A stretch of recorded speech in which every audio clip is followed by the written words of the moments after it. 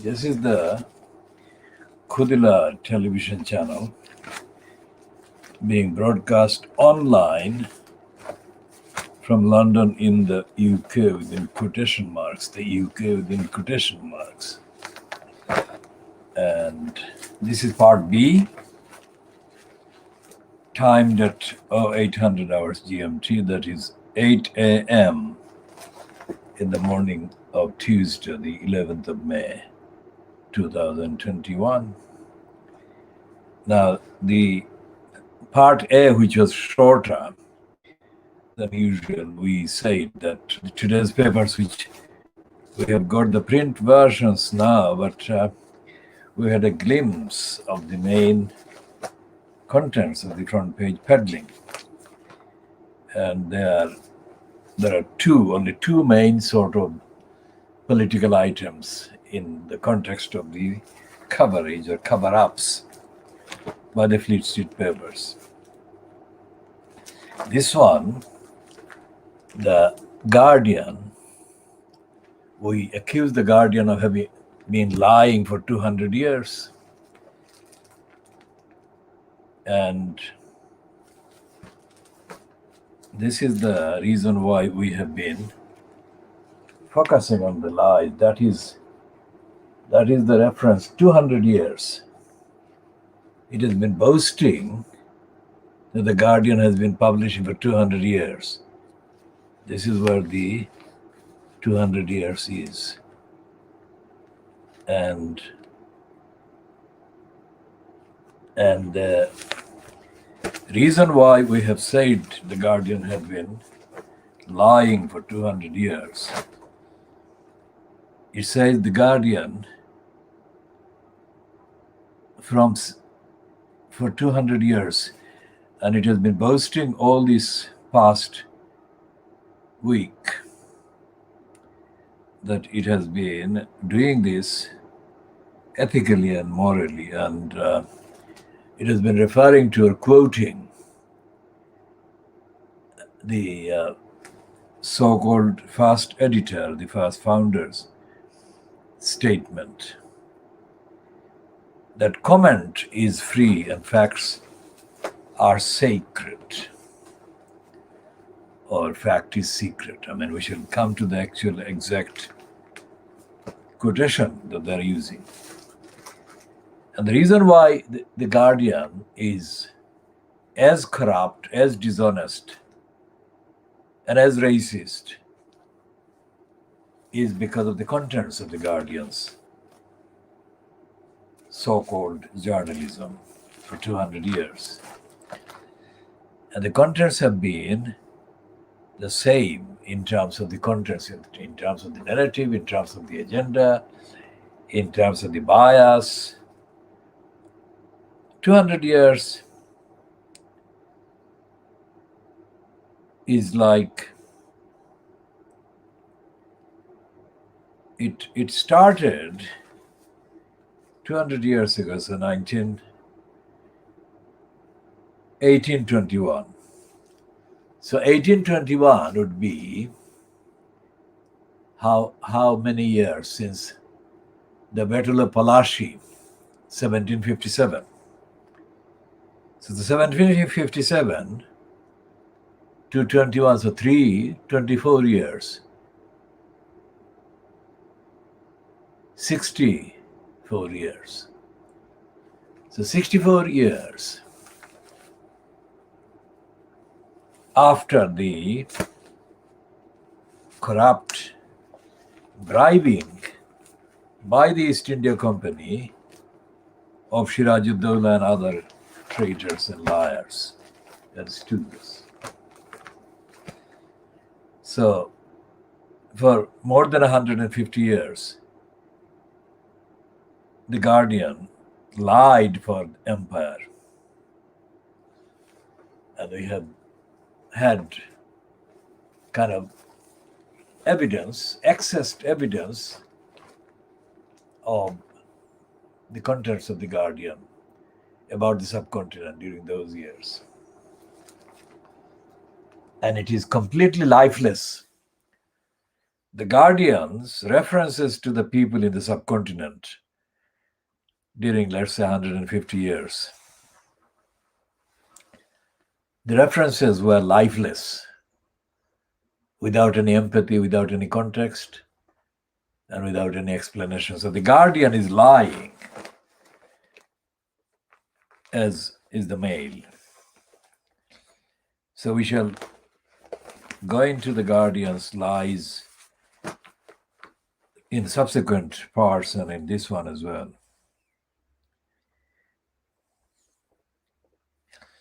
And there is this corrupt, soulless liar, Yasmin Alibai C, in the I so-called newspaper, doing the trendiest of trendy ingratiation that she is notorious for. And this is an obvious statement she is making, but she's making it as if she is the first one to say this about young people. She said, young will keep this nation's soul alive. What soul is she talking about? She is not talking about the soul in a moral, ethical way. She is talking about the soul in a racist, patronizing, patriotic way that suits the racists at the expense of the people she, in terms of her diversity display, belongs to.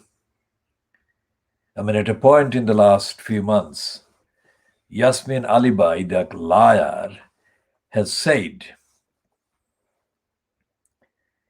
that she doesn't recognize her country anymore. That phrase, my country, that is Yasmin Alibai C at the bottom, the middle bottom, there she is. And she said that phrase, my country,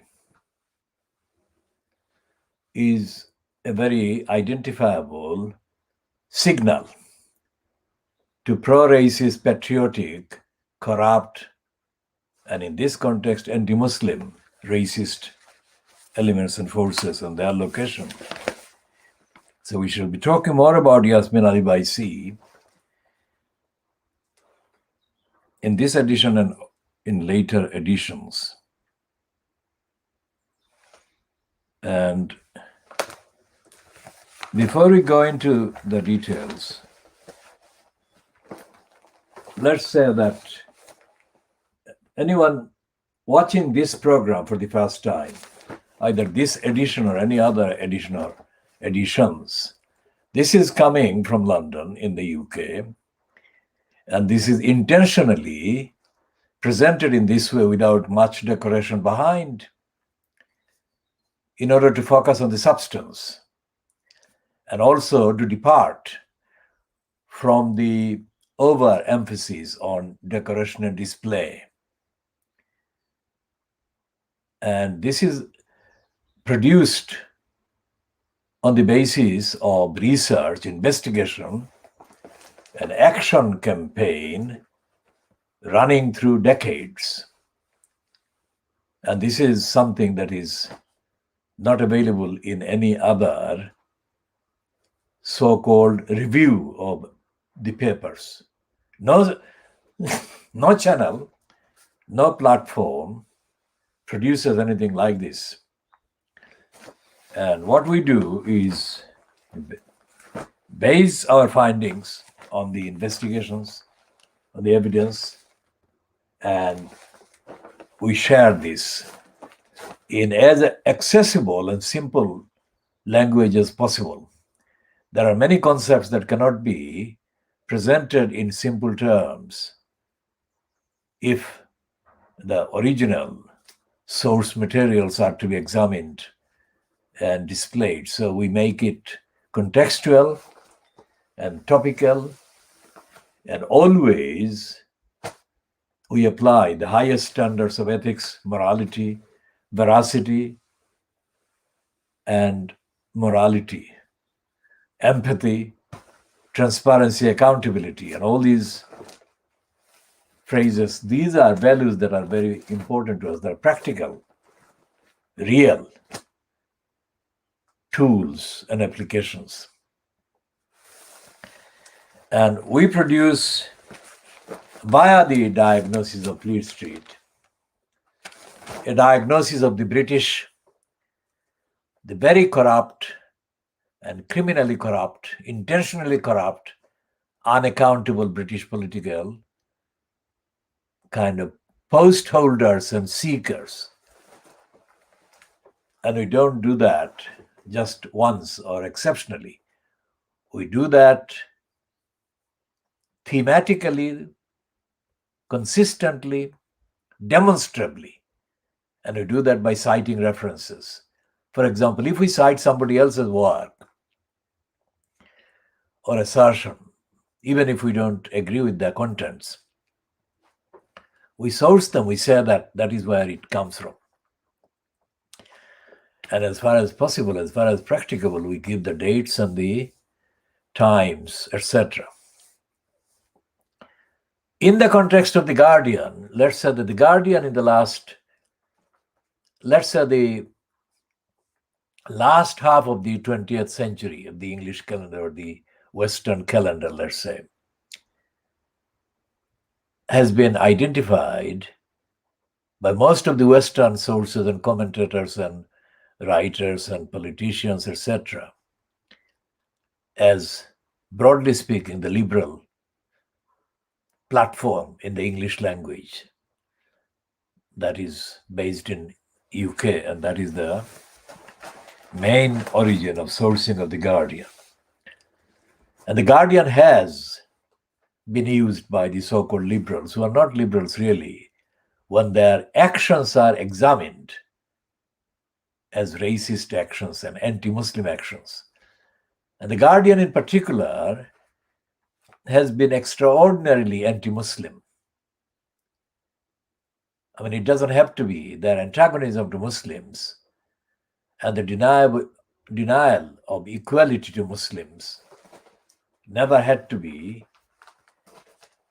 related to anything the Muslims concerned had done.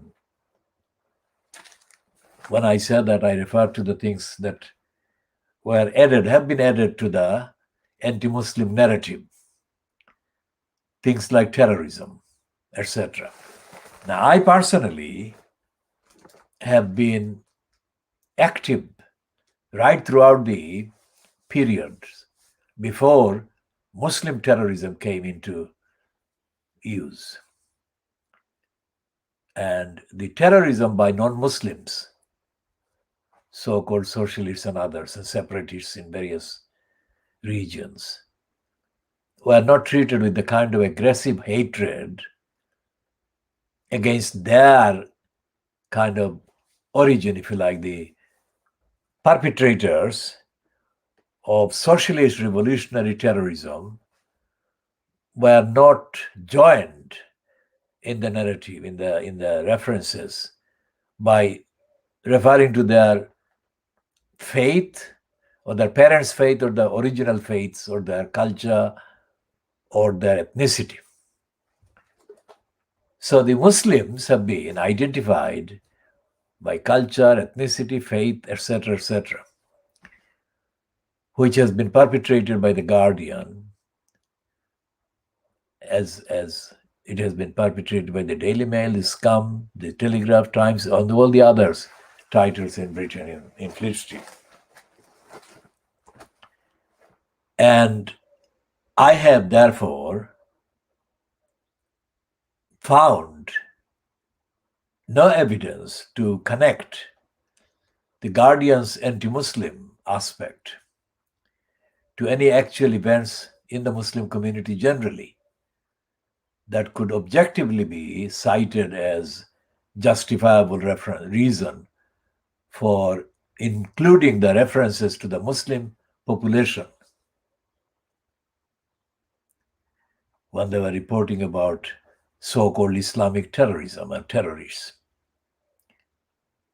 To my knowledge, so far, I have no knowledge, and I have not known any person or group or platform other than as observer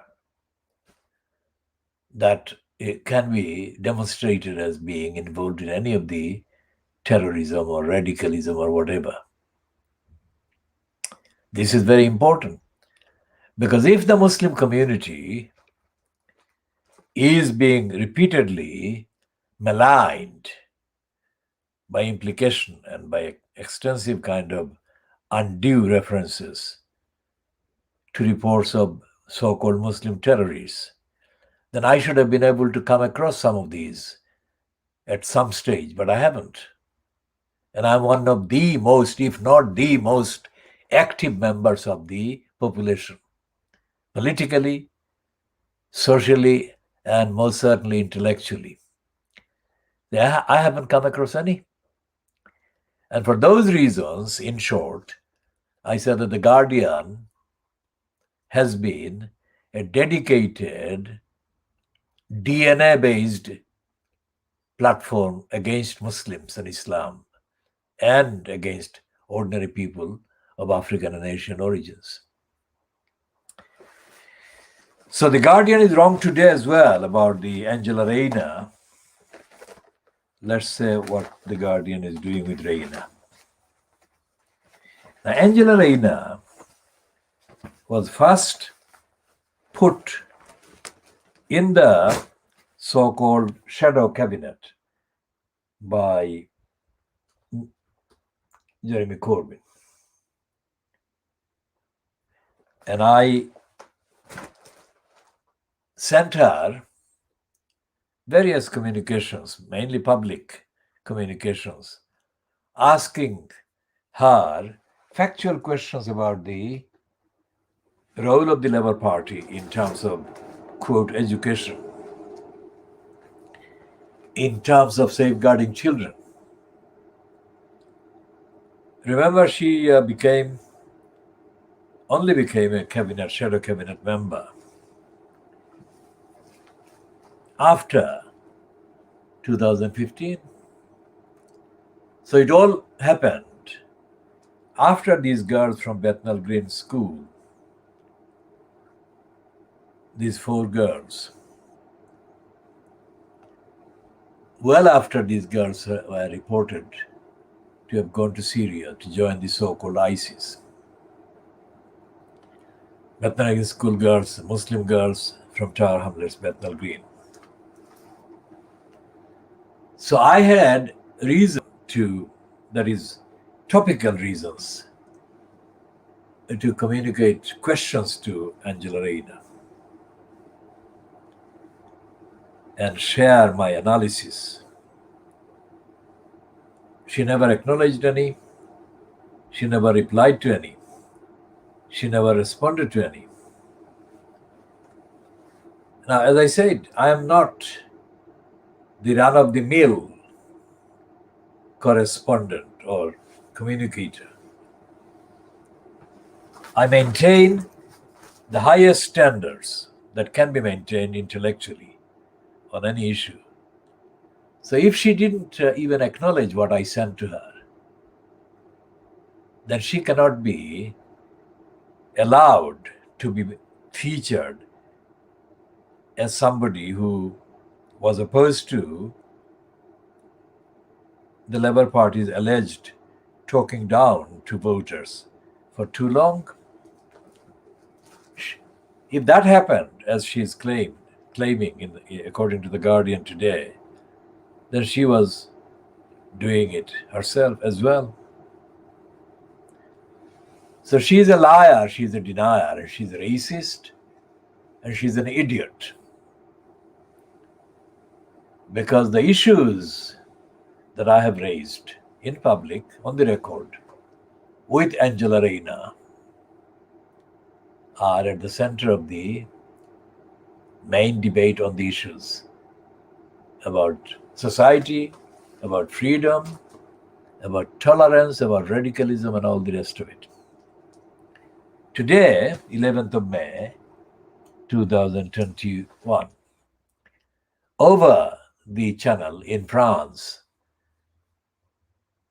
there is tremendous turmoil going on between the faction in the French army and the French, quote, President Macron over the faction in the French army having issued very detailed challenges to Macron. And the faction has demanded action by the French state against Muslims.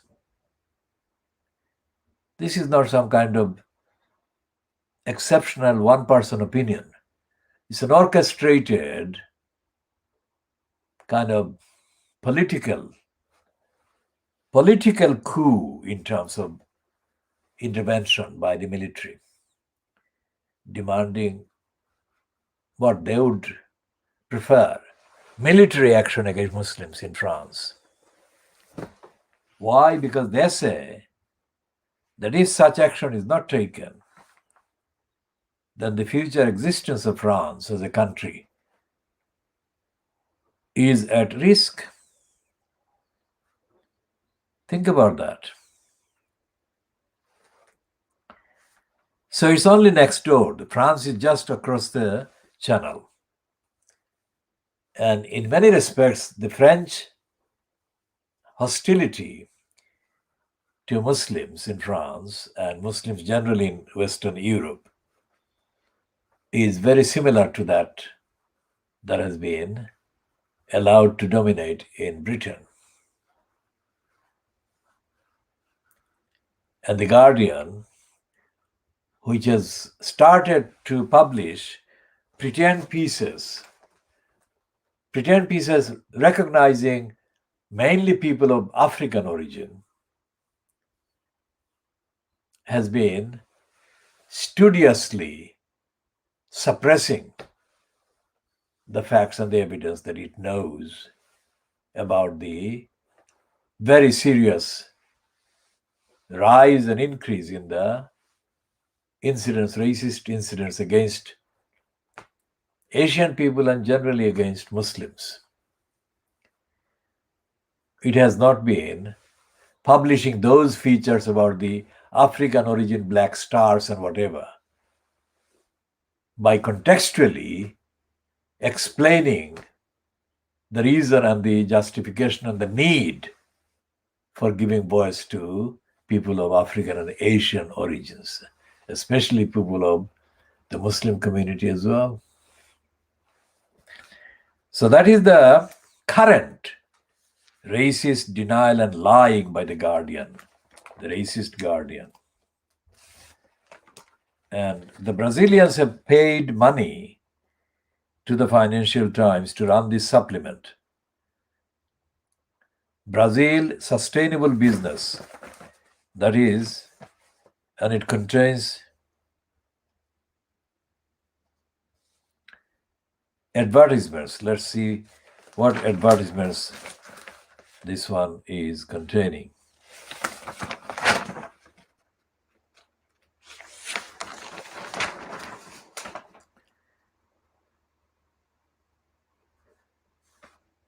And it has got one piece about Brazil, the Amazon rainforest. And it says that doubts linger over army mission to save the rainforest. It's written by Brian Harris. And there is a piece about Brazil's chicken.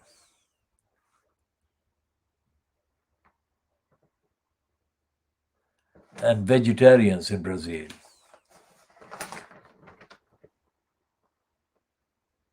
And there is a piece promoting Bolsonaro by giving a space in this piece by an interview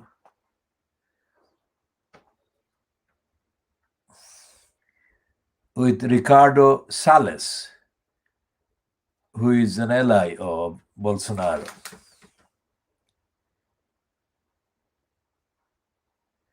And there is a piece promoting private sector involvement in the agricultural sector.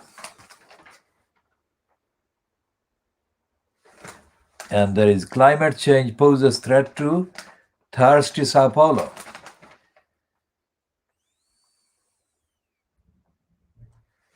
And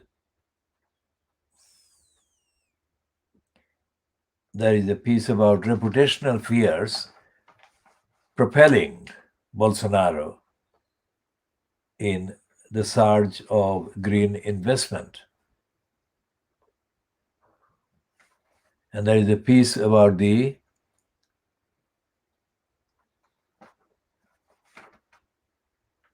chief of the Brazilian Central Bank,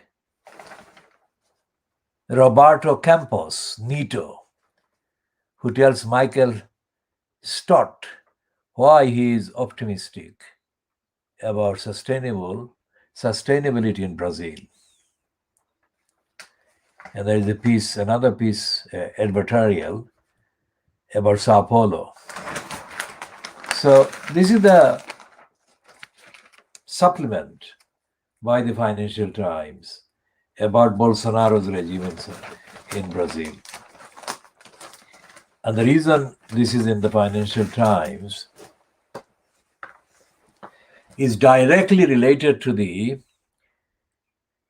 two lengthy pieces that the Financial Times ran in the last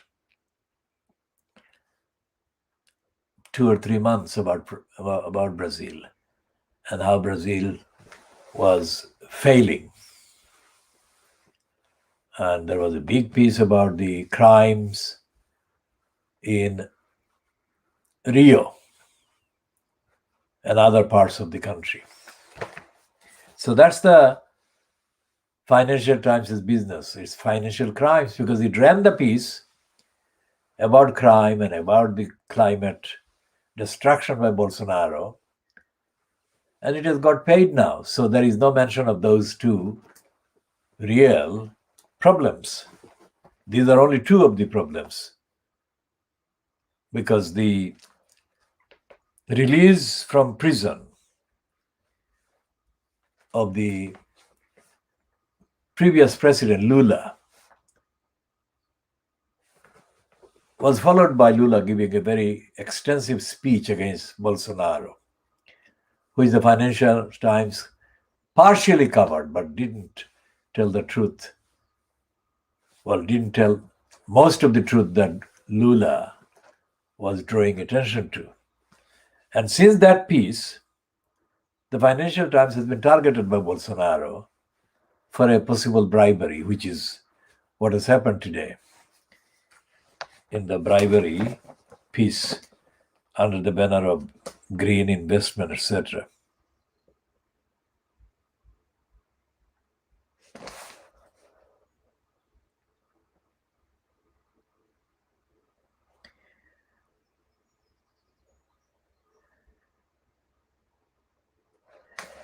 And there is a banner containing two items. One is the America may have the answer for job instability. There is a piece by Sarah O'Connor on page 23, which is opposite the usual editorial page at page 22 of the Financial Times during weekdays. That placing changes when the Financial Times goes weekend edition, Saturday and Sunday. It goes, and the editorial page or opinion page appear earlier in the pagination. And there is a piece about Walmart versus Amazon, which is the food fight between the world's two biggest retailers. Both are the American retailers, Walmart and Amazon. And the third banner item is the real cost of Brexit for the UK's largest sector, which is service to waiters, service charge. Now, in the main body of the Financial Times, underneath the banner, there are two items. One is the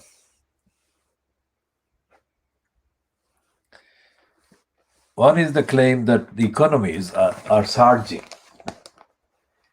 Why these papers are making this claim is absolutely not based on the evidence, not based on the telling of the truth by these papers, but they want to create the image that the economies are surging.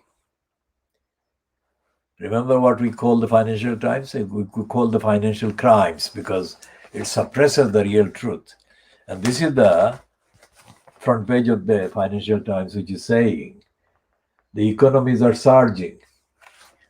This is not sustainable assertion. So we shall come back to this line, this narrative, this propaganda spewing later and in future editions because of the need to examine the evidence. And they are acknowledging that Rachel Reeves, the racist liar, they are not saying it, we are saying it.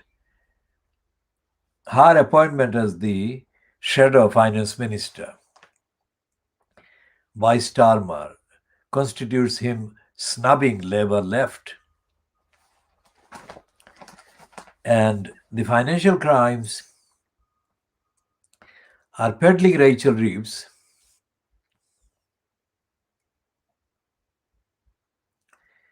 as one of those who refused to serve under Jeremy Corbyn.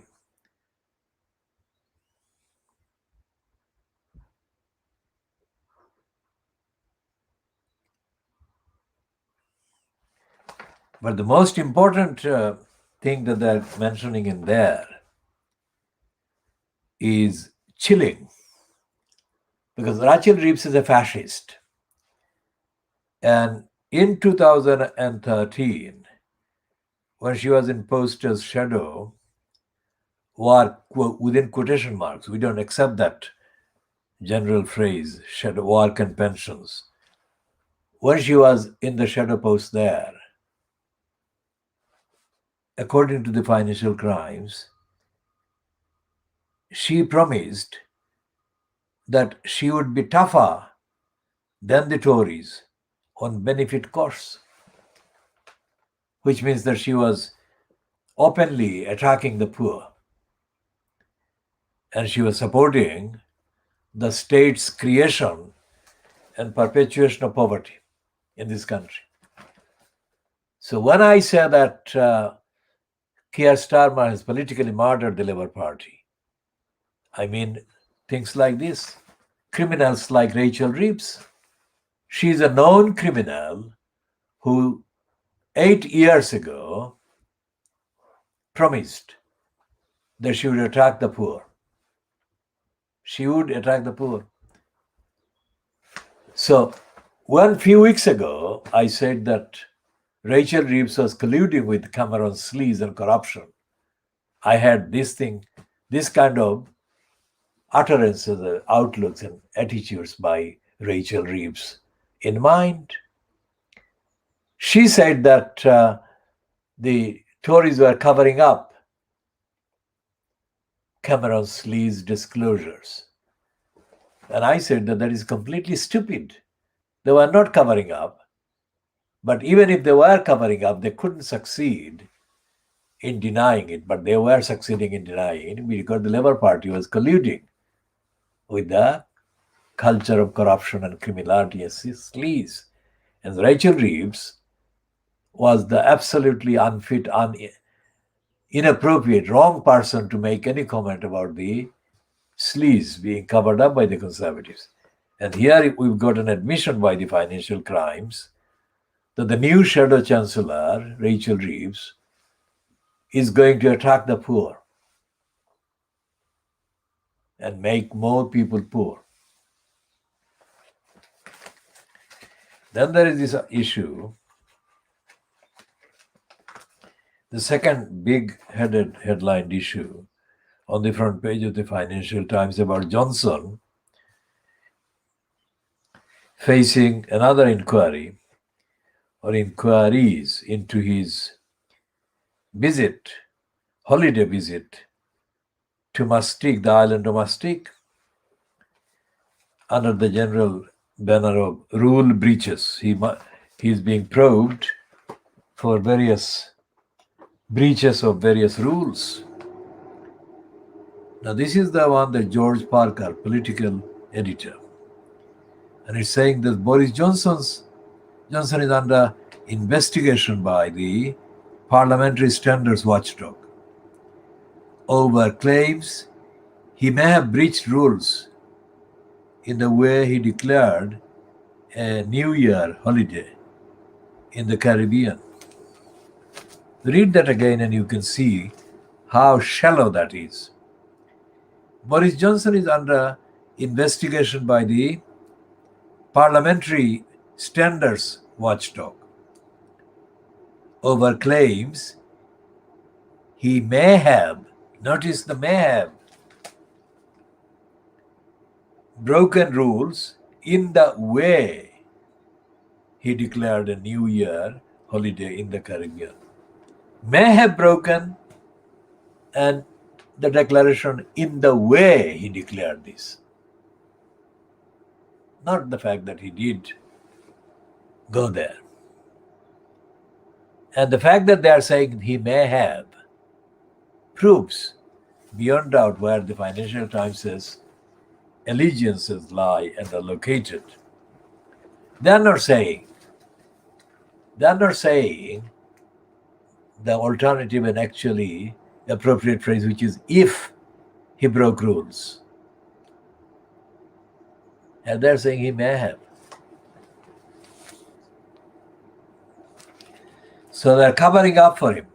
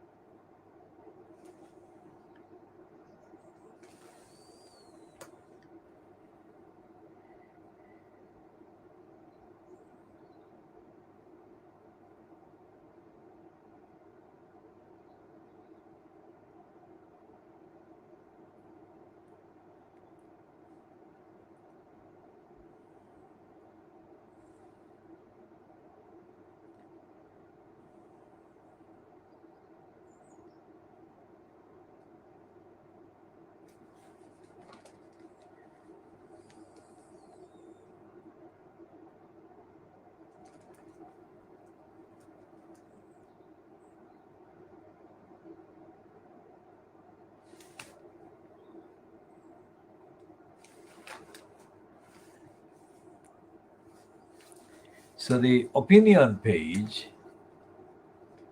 is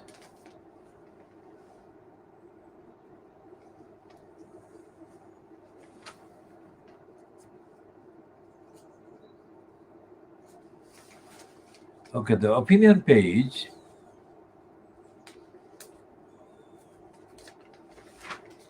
at page 22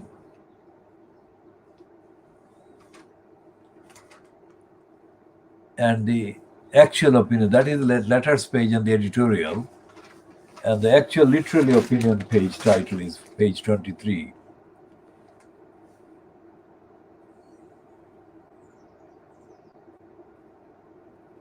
Which contains that piece by Sarah O'Connor.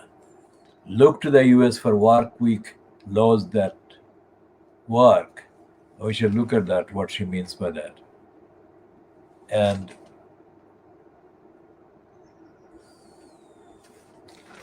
they're running a piece by Charles Ellis headed Biden's best bet is to close the federal tax gap. Now, most of the references to China in the Financial Times is in the context of US versus China. And they're saying the rivalry. And they're saying that the US versus China rivalry drives market retreat. And the Financial Times is lying there by ignoring the rest of the world. Now, that is not an independent, original choice by the Financial Crimes. It's part of the propaganda that the American establishment regardless of who is in the post in White House. Prefers. So it's not about the people. It's about the regime or the regimes.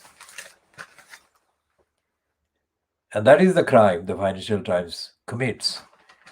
Because all the coverage is cover up. The headline is there, but the substance is not there in the content, the copy underneath the headline. This applies to every single item.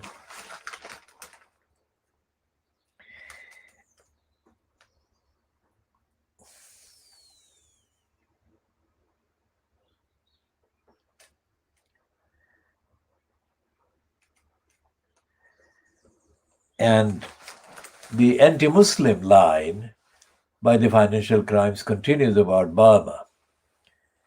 Because there are Financial Crimes and other Fleet Street papers and Western kind of mainstream so-called outlets, media outlets, have been giving like 99% more coverage, promoting the so-called targets of the latest Burmese quote coup. And those targets are led by Aung San Suu Kyi. Now, Aung San Suu Kyi or Aung San Suu Kyi, whichever pronunciation is most appropriate, Aung San Suu Kyi has been the main beneficiary of every report carried by Western media against the current coup. Because Aung San Suu Kyi can then say that she is being successful in the propaganda to reinstate her image, reinstate her politically profitable image of being the victim of the military regime in Burma. Now that is the opposite of her being seen as the criminal against humanity, who presided over the regime that carried out the genocide of the Rohingya Muslims, 2017. And she has not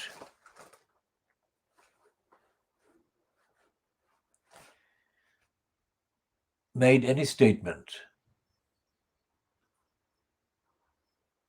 by,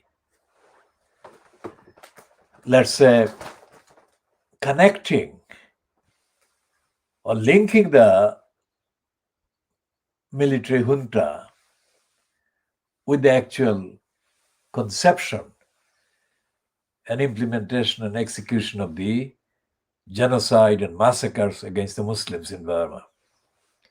If she had made such a statement in the last 2 months, let's say, then there would be at least plausible reason to allow her a benefit of the doubt kind of excuse, saying that she was not really commanding and leading the genocidal attacks on the Muslims and was made to do that by the junta. She has not made a statement distancing herself from the genocide. Remember? So therefore, she cannot be allowed to excuse the genocide by saying that she wasn't really in charge. It was the military junta. Not only that, she has also failed to withdraw her support of the genocide and the attacks on the Muslims that she made by attacking critics of the genocide at the time in 2017 and since.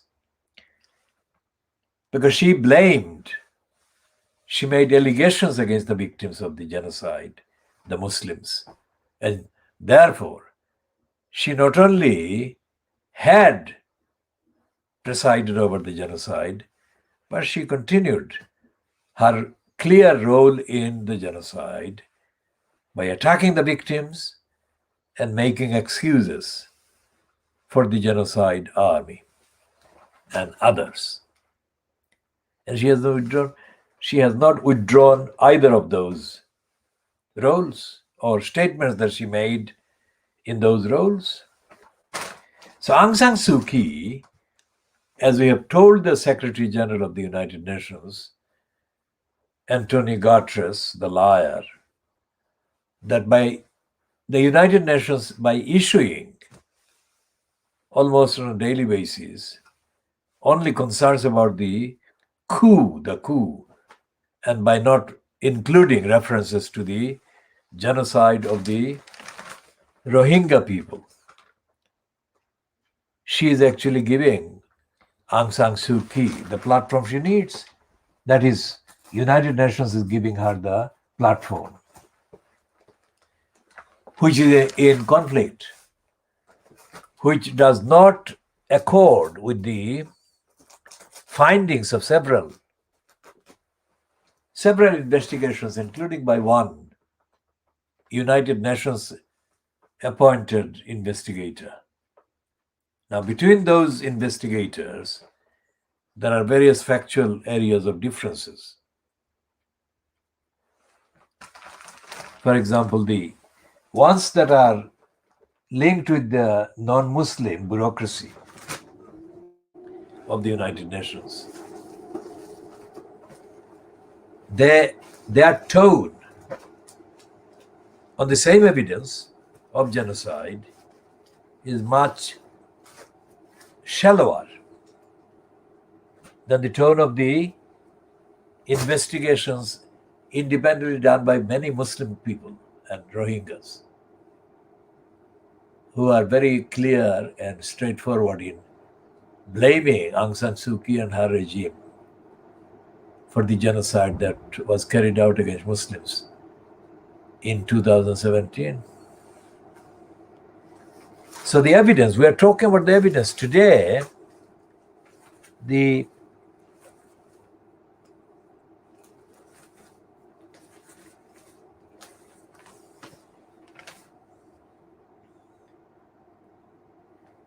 Times is peddling a page one lie for Boris Johnson, because it says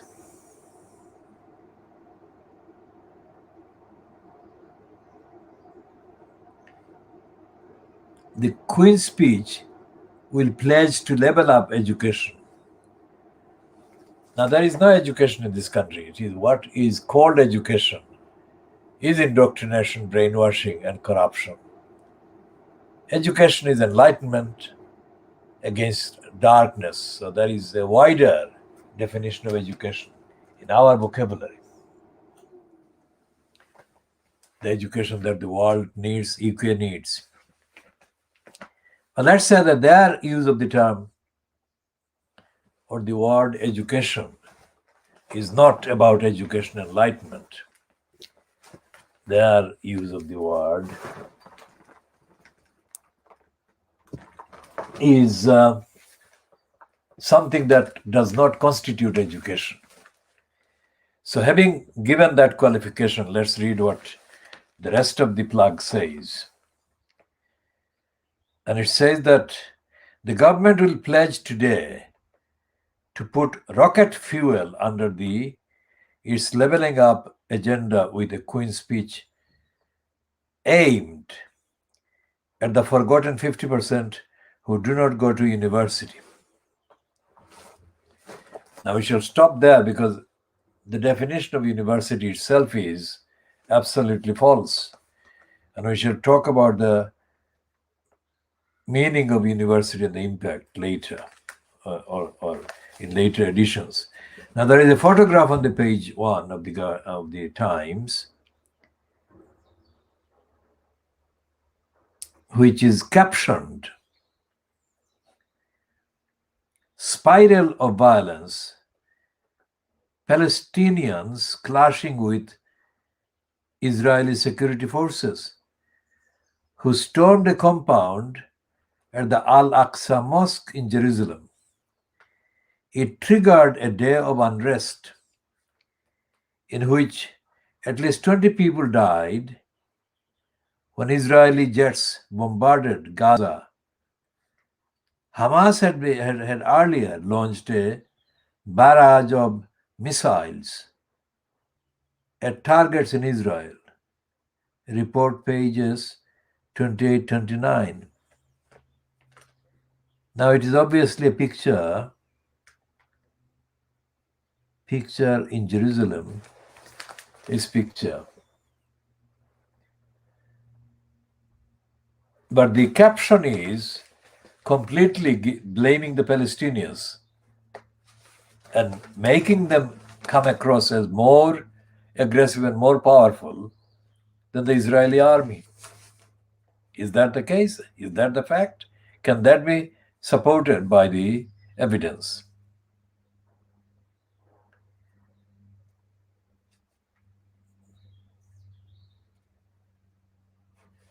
Now there is a double page spread headed "Is Labour's Double Act Back on Track?" Far from it, say insiders. That is the double act. That is the picture of Angela Rayner with Starmer. That is the double act. And there is a dedicated DNA, dedicated racist and anti-Muslim, called Henry Zapfman. Zapfman is not an experienced journalist. He is a young,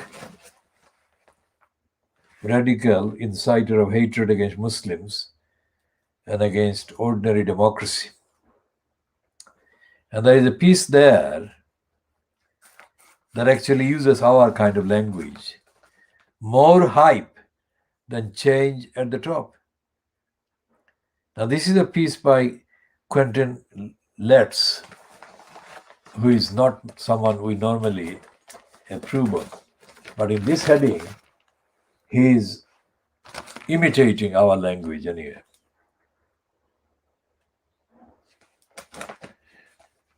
And there is a piece about Rachel Riley.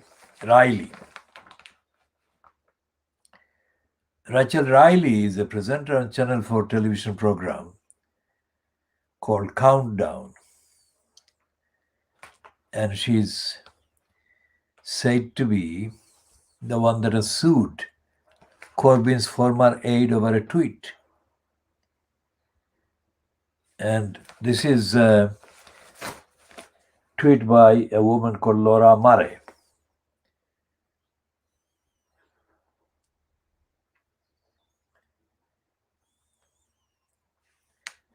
Murray, who no longer works for Corbyn, has claimed that what she wrote was true and reflected her honestly held opinions. She posted the tweet after a Brexit supporter threw an egg at Corbyn when he was visiting Finsbury Park Mosque. So it's about Muslims. It's about the anti-Muslim agenda of the media and the people who demonized Corbyn.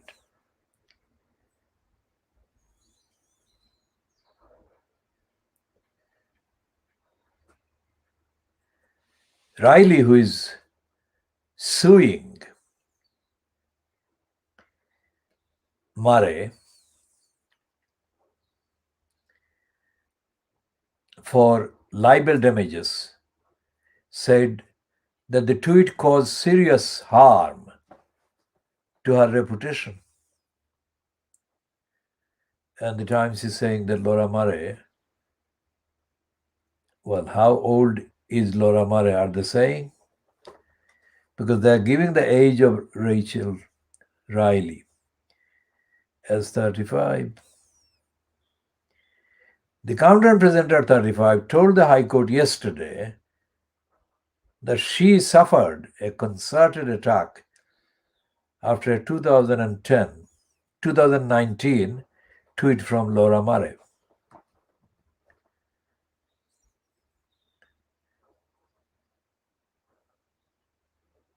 Mara told the court that she had been responding to a tweet posted by Riley. Riley had initially posted a screenshot of a comment tweeted earlier that year by Owen Jones, a columnist for The Guardian, about an attack on Nick Griffin, the former British National Party leader. Owen Jones wrote, I think sound life advice is, if you don't want egg thrown at you, don't be a Nazi. She had added good advice with emojis of a red rose and an egg. Later, Mara responded by tweeting, Rachel Riley tweets that Corbyn deserves to be violently attacked because he's a Nazi. This woman is as dangerous as she's stupid. Riley said that she had not called Corbyn a Nazi. Murray is the daughter of Andrew Murray, an advisor to Jeremy Corbyn when he was Labour leader. The trial continues. So the trial in the High Court continues. Now there is another piece about Barnum saying that he's hinting at trying to get to be leader of the Labour Party. This is his third attempt.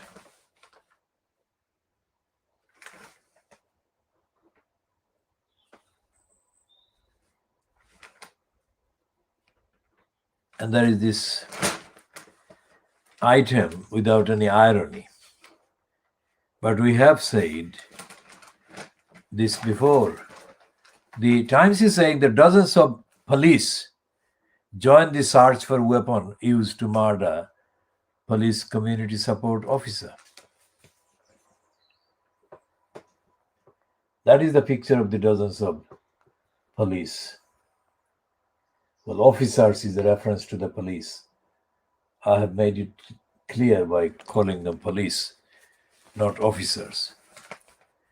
Now that is evidence of the fact that the police have enough manpower, woman power, to deploy them on the street duties.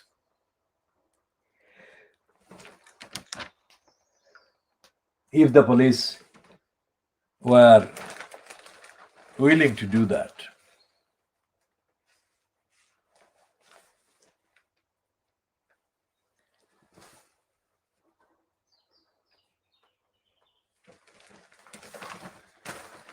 Now we shall come to that again in a short while.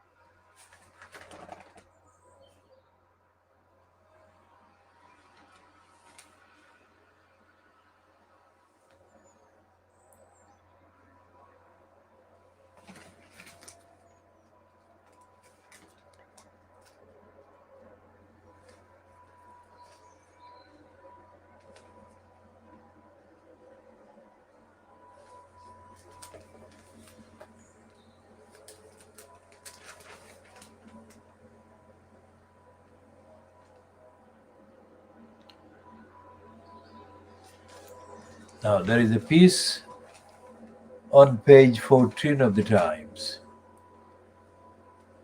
about, it's a short piece with a picture about India. And it's a piece that is absolutely horrifying.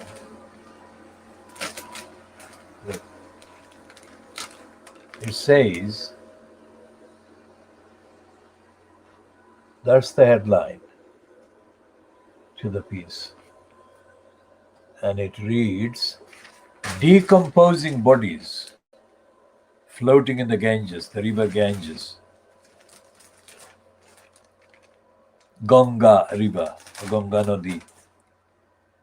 That's the river that the Hindus treat as a holy river.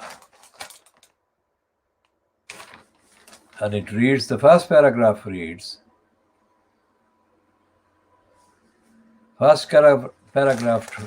datelined, sent from Delhi by Saptarshi Rai.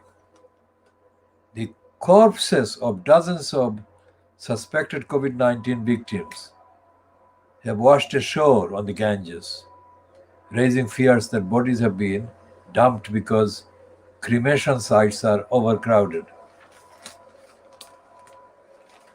The Hindus do cremate as the religious thing, and Hindus are in the majority in the Indian demography, so they're not referring to others like Hindu, Christians and Muslims who used burials and graves.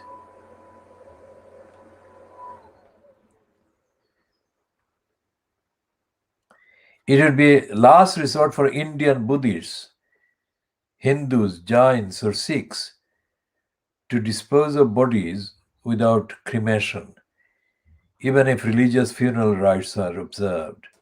Officially, the latest daily death toll in India was 3,754 people, but this number is regarded as a vast underestimate, which is absolutely true. It would be some 40 to 50 bodies were seen floating, Ashok Kumar, local official, told the Press Trust of India.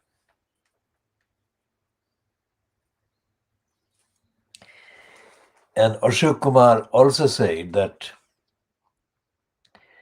there was anxiety about potential infection from the bodies and the river, which is used for bathing. Medical authorities have also warned that a growing number of COVID-19 patients are contracting a deadly and rare infection known as black fungus, with rates 4 times higher than those reported before the pandemic. The Indian Council for Medical Research said patients most at risk from mucormycosis had underlying breath issues such as diabetes or were prescribed steroids while suffering from COVID. The World Health Organization yesterday said India's COVID variant B1617 appeared to be more contagious and classified it as being of concern. And there are other pieces about the world update. So global cases, according to this particular piece, of course, the piece, every figure must be treated as an underestimate or understatement. Global cases are 157,973,438, and global deaths are now 3,288,455. And most new cases are in India, Brazil, US, Argentina, Colombia. And there are 26 items that are listed, but those are the 5 countries. And at number 26 in the list is the UK, which has got 2,357 people. India has got 366,161. Brazil has 63,430. United States has got 34,155. and Argentina has got 18,024, and Colombia has got 16,910. And deaths per million people is posted as this one at January 31. Hungary is 2,970, and then followed by Czechoslovakia, Bosnia, North Macedonia, Montenegro, Bulgaria, Slovenia, Slovakia, Belgium, Italy, Brazil, Peru, and the UK at 13 is 1,880.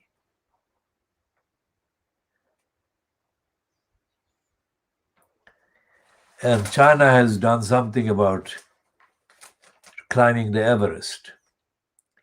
A line of separation on top of Mount Everest, set up by Tibetan mountain guides, will stop climbers from COVID hit Nepal spreading the virus to those on the Chinese side. 30 climbers have been evacuated from the base camp on the Nepalese side, suspected of having contracted coronavirus. Nepal's daily number of COVID-19 cases has surged as infections spill over from India, which is what I said yesterday, is happening to Bangladesh and Pakistan from India. But they are not mentioning either Bangladesh or Pakistan, which is discriminatory to Bangladesh and Pakistan and the people affected. So, we are diagnosed in a way, we are saying that every single item is corrupt and corrupted and misleading and false. And they got a piece about Maradona. I mean,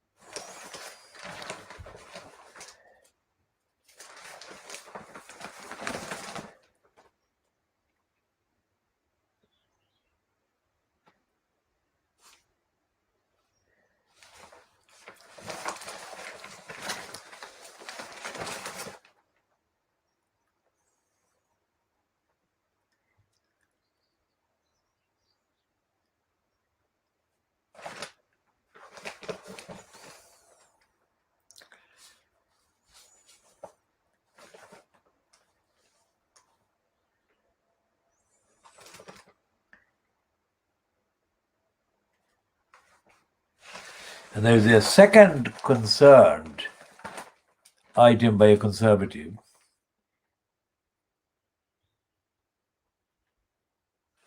saying that the leveling up propaganda, well, they're not saying propaganda in the headline, but that's what they're meaning. The leveling up propaganda will come back to bite the Tories. And this is the piece that is an echo of what Matthew Perry said during last week or Saturday. And here is he said that, he says this one by Hugo Rifkind.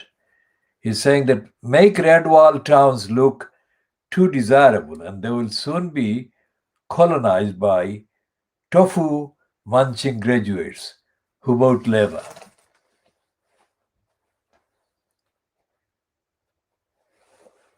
So that's what it is.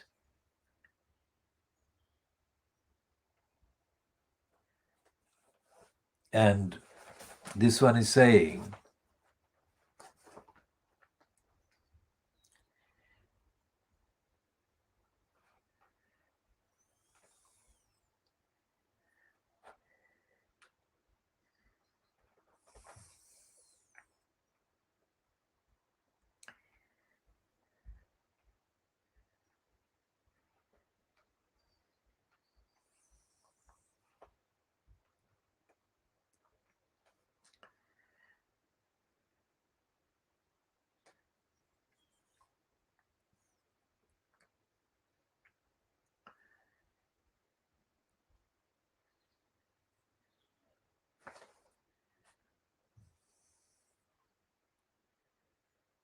so he's saying that if the northern towns and areas are made too desirable by the conservatives, then these very places will become beyond the reach of the ordinary voters, because the properties will be bought by tofu munching, labor supporting persons. It still doesn't answer the question as to the corruption, the lack of rights, and the reason for these people to have felt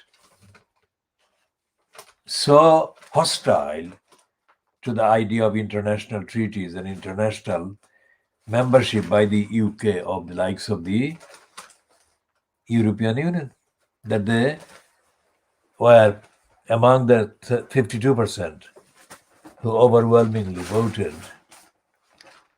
to end the British membership of the UK.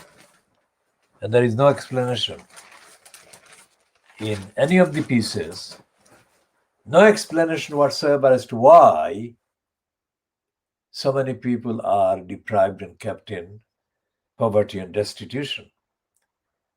And there is no explanation as to why going to university makes the difference. Remember, we're talking about education because universities are not delivering education.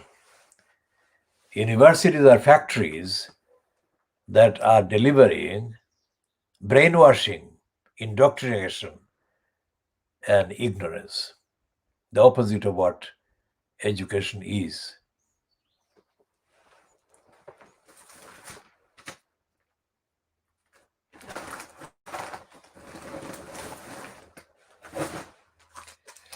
So the Financial Times has got another confession. It's a piece about what is called the Big Read, and it's under the UK trade. And it's a whole page of the Financial Times, which is saying, counting the real cost of Brexit. Now, this is again a kind of taboo topic they don't want to talk about. The Fleet Street doesn't want to talk about the cost and the losses incurred by people because of Brexit being foisted. And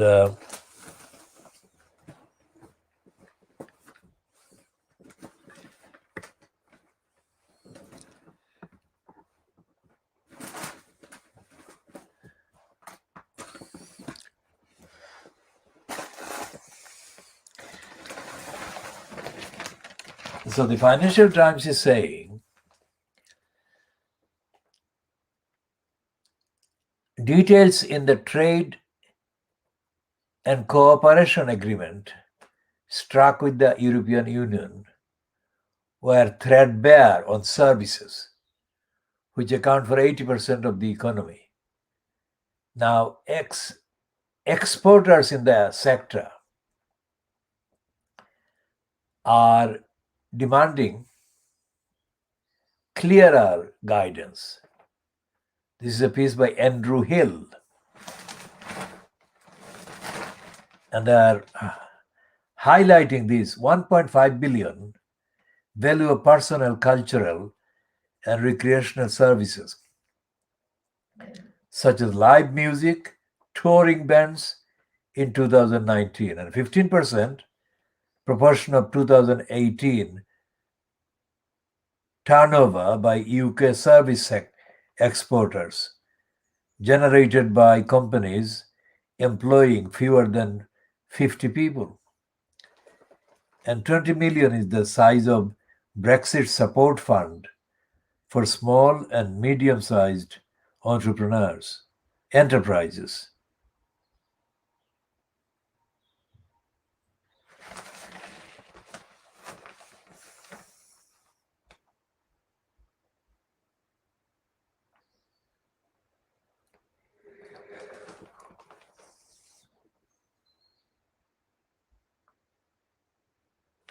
And they're saying that Brexit, the British bands and British service providers are going to be hired or recruited less frequently than they used to be before Brexit.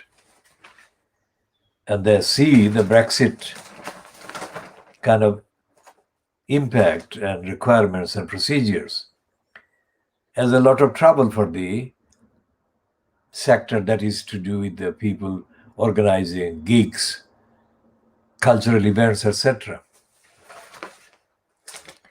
Now extrapolate that particular summary that I've made of the whole page article and apply to other business sector, other parts of economic contacts between the UK and European countries. And you can see that the rate and ratio of losses and the decrease in the number of business contracts is as high or even higher. And it's not something that needs a kind of convoluted piece to get across the facts.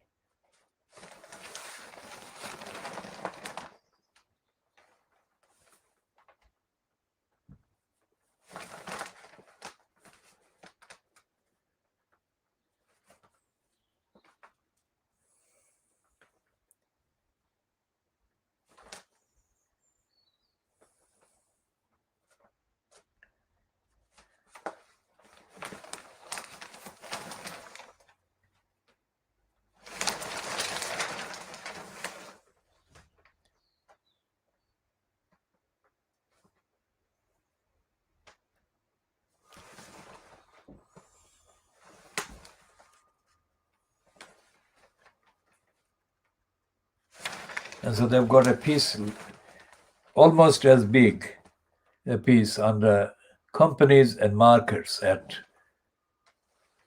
page 11. Amazon takes grocery battle with Walmart to online and store areas.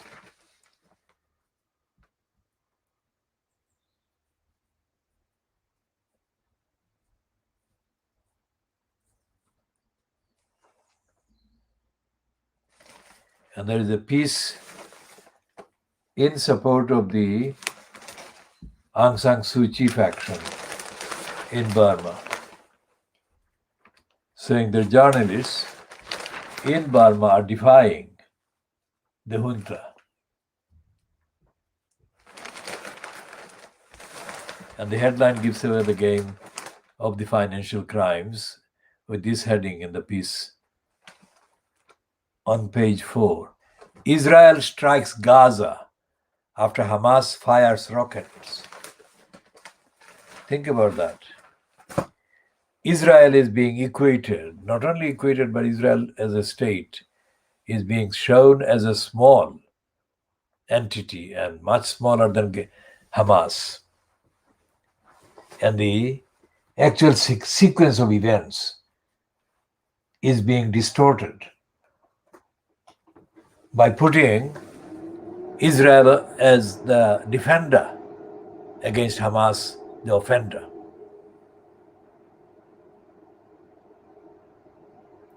That is the line, that is the kind of lack of equation in the equation. in Fleet Street. That has been the case.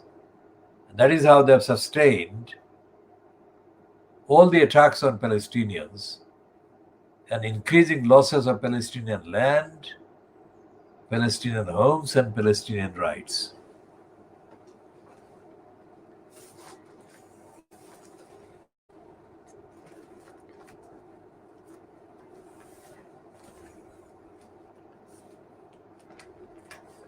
And the Daily Mirror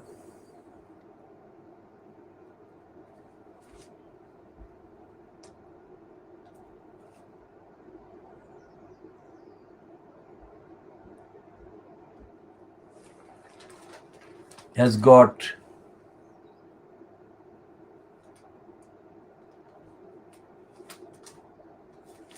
this piece about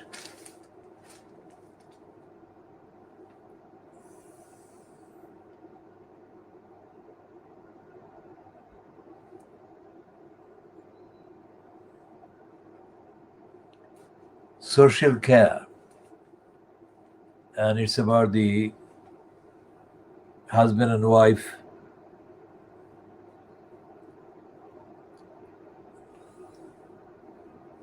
Elaine and Michael. And it says 22 months ago, Johnson pledged to fix social care once and for all. Yet despite Elaine fears she won't be able to afford to pay for dying husband Michael's funeral.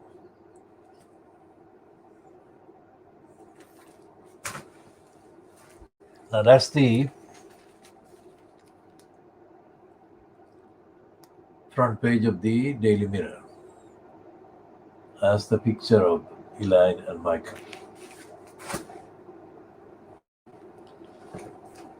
Now what the Mirror is saying there is only a tip of the iceberg of the lies that Johnson perpetrated and the lies of Johnson failing to deliver on that promise. And the reason why Johnson is failing or has failed to deliver on that promise is not to do with an exceptional kind of event or policy distortion. That is what the ideology, the doctrine, and the agenda of the conservatives automatically wants to happen. And being Johnson and his cabal, the detriment and the losses suffered by this couple in terms of the various emotional and social care components that would come from a funded kind of program. The emotional benefit is being taken away, robbed from them, and poverty being inflicted on them. These are the kind of people that would be targeted by Rachel Reeves for complete annihilation. Because Rachel Reeves would consider any state funding or any funding by the state towards the victims of social lack of care and cruelty.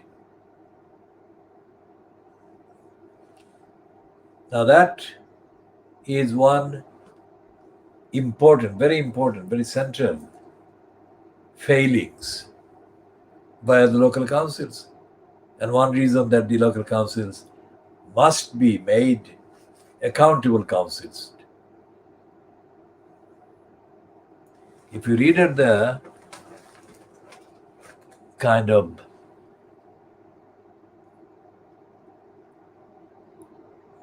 banner just under my face, my image, it says that we have already published evidence of the corruption by the corrupt mayor or mayors, and we want the Hrs Council to become free from corruption by being free from the corrupt mayor post. We are saying that on the 11th of May 2021, which is 5 days since the 6th of May. And in the case of Tower Hamlets and Newham, we are saying this because these are two of the boroughs in all of England that contain the highest concentrations and proportions of people kept in poverty, deprivation, lack of housing, and so on.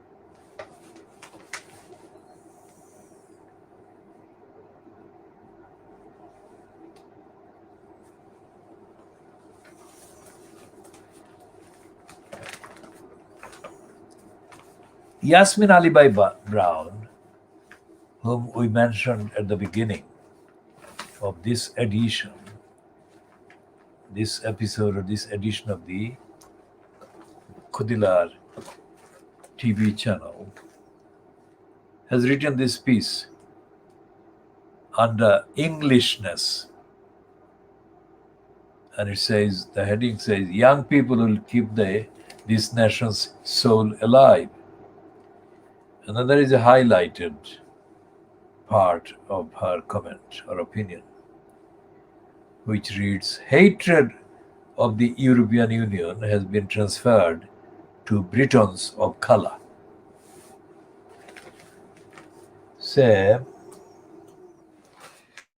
lazy and stupid and pro-racist and anti-Muslim, peace.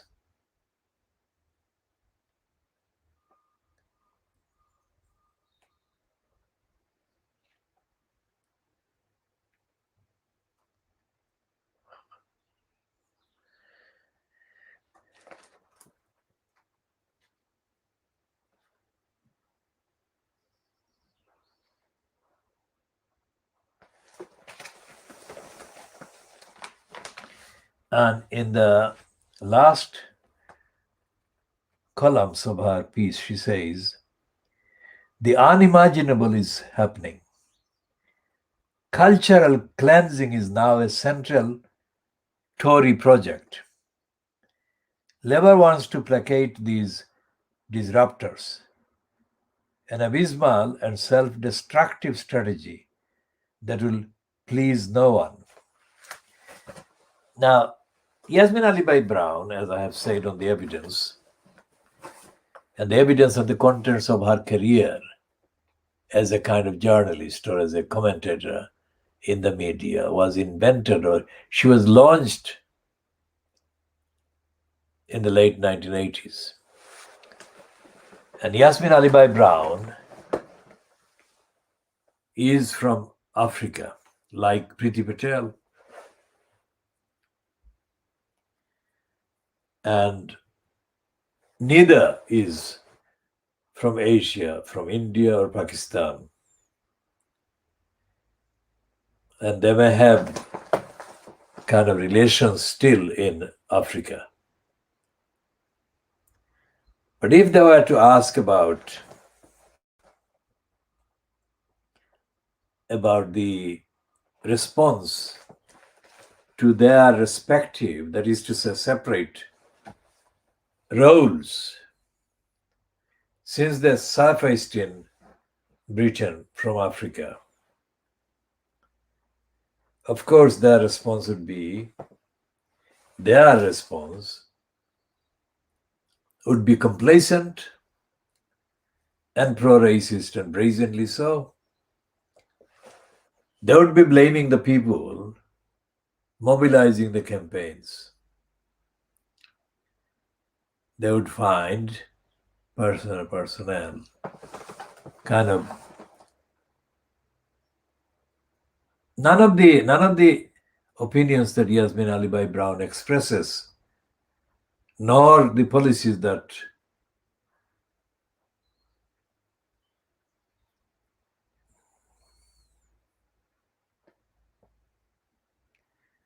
so Yasmin Ali Brown and Priti Patel both came from the background of the African kind of journey by people from the Asian subcontinent. And Yasmin Ali Brown has not, let's say, in more than 30 years as a nephew Tom or nephew Thomas used by the racists in Fleet Street,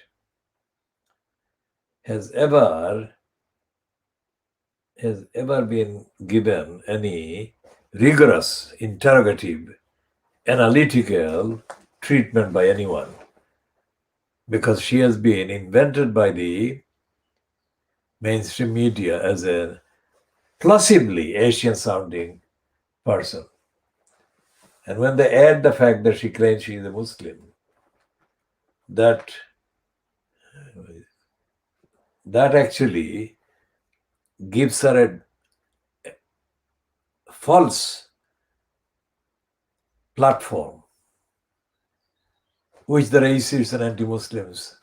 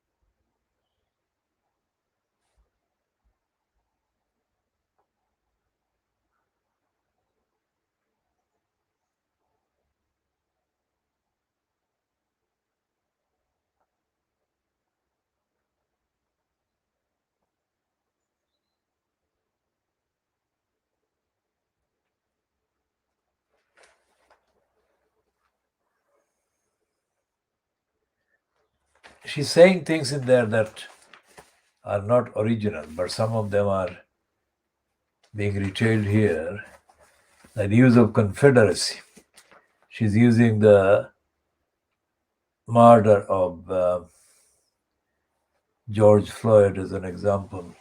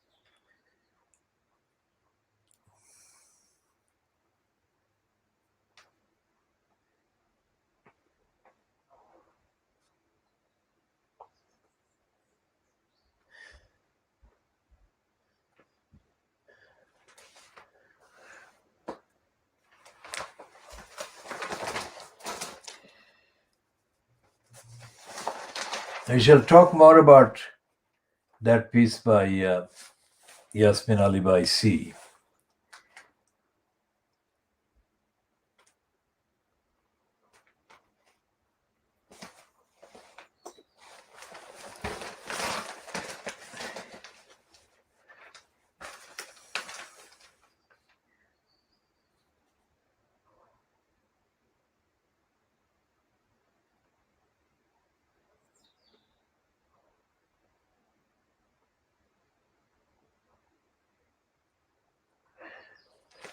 And there is a picture of David Ed Miliband and Tracy Brabin in Batley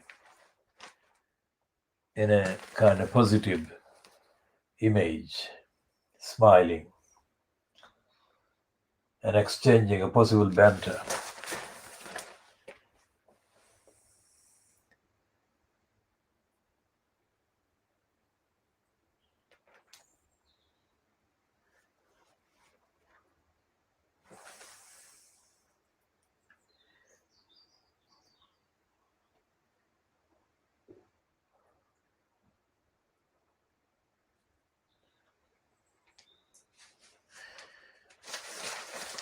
And this piece is by somebody called Mark Wallace, a pollster.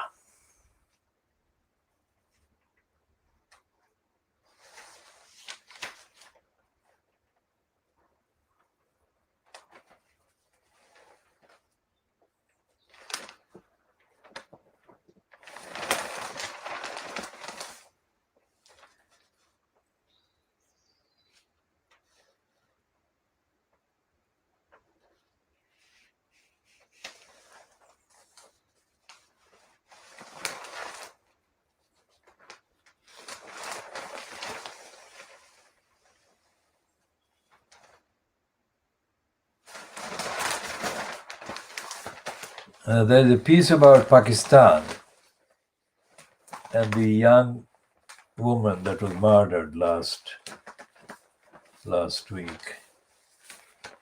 Let's see what they're saying, if it is an update in truth.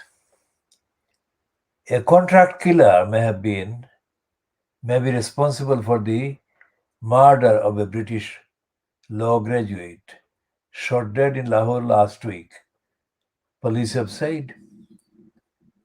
Myra Zulfikar died in her apartment on 3rd of May from gunshot wounds. Saad Bhatt turned himself on Friday while Zahir Zadoun, the second suspect, is still in hiding. A few days before she was murdered, Miss Zulfikar, 24, from London, told police that Mr. Jadoun, with whom she is thought to have been in a relationship, had abducted her at gunpoint and threatened to kill her. Mr. Bhatt, his friend and rival, had also tried to rape her, she said. Miss Zulfikar's family have accused the man of conspiring to kill her after she rejected their marriage proposals. Now that's the main line, but believe neither man was the actual killer. It's a cold-blooded murder, but neither of the accused were present at the crime scene, a police source told the Times. Jadoun was in Islamabad and Saad was at home in Lahore. Confirmed by CCTV, police are investigating whether the accused hired a killer. Police have been criticized for failing to act on Ms. Zulfikar's previous allegations. One friend said that her family was not influential enough to be taken seriously. a bail order is in place, which means that neither Mr. Jadoon nor Mr. Bhatt can be charged until 22nd of May. Now, that is the only thing that is new there. One is, of course, the aspect of the contract killer, and the other is more important, which says that the victim's family in Lahore was not considered to be influential enough. Now, that means that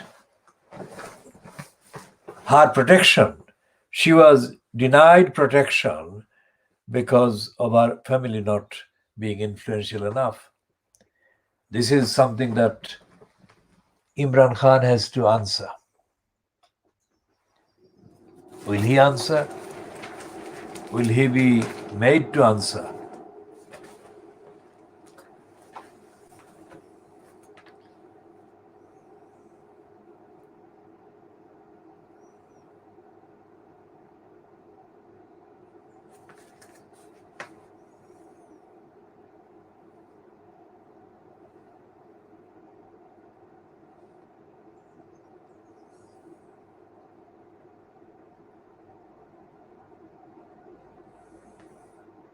And there is a third conservative reactionary warning about the blue wall, because this is a thing called Hrs Jacobs. He's saying that Tories should beware, their blue wall is built on sand. What she's saying has been said by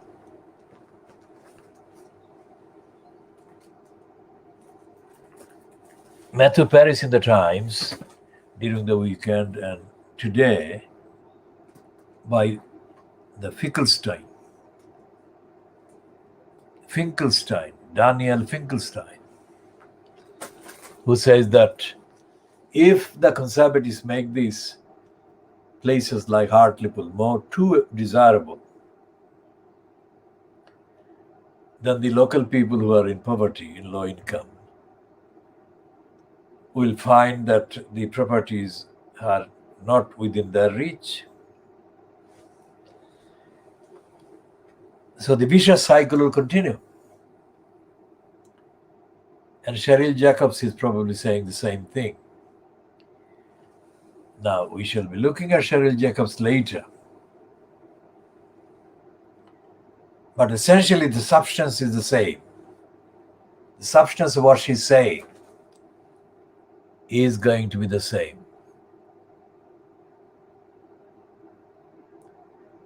We shall look at that, and we shall go back to the piece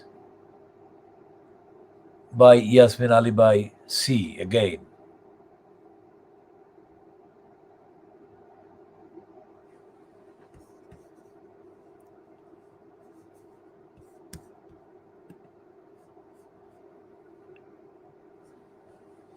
So the result of the so-called mayoral referendum in Tower Hamlets, held on the same day as the half of the council elections and the Hartlepool by-election. The result of the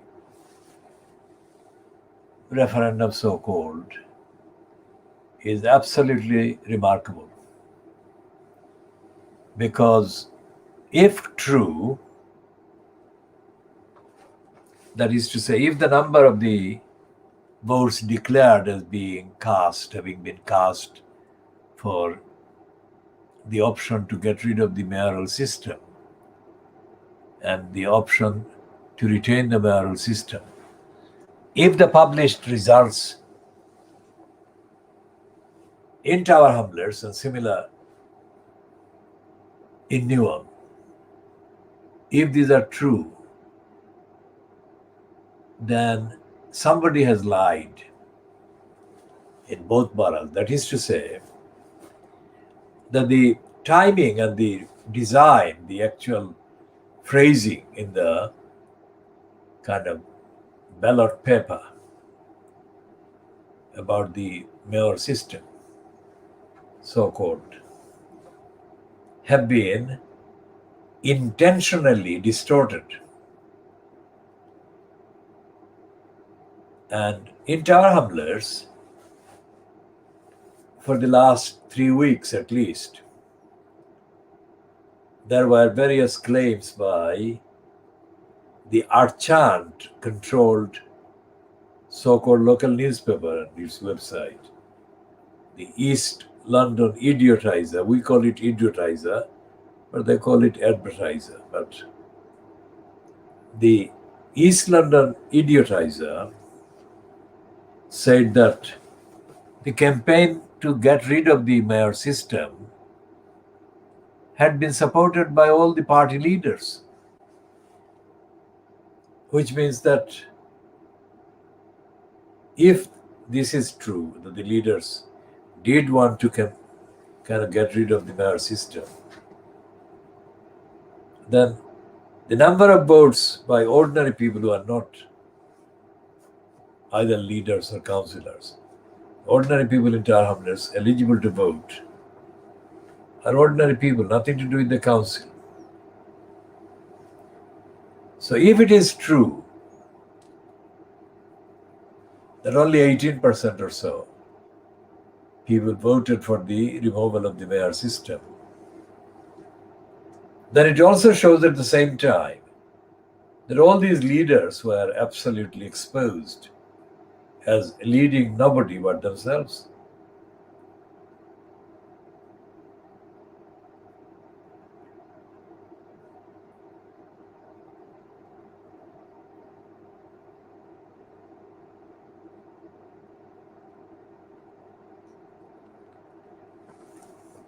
So who campaigned for the abolition of the mayor system? It seems that these so-called cross-party leaders didn't. So they actually created a mirage and lulled the observers into, and observers and genuine campaigners, into a false sense of success. And that's how they stole the referendum. And we shall be continuing on that theme of theft and stealing the referendum by the crooks.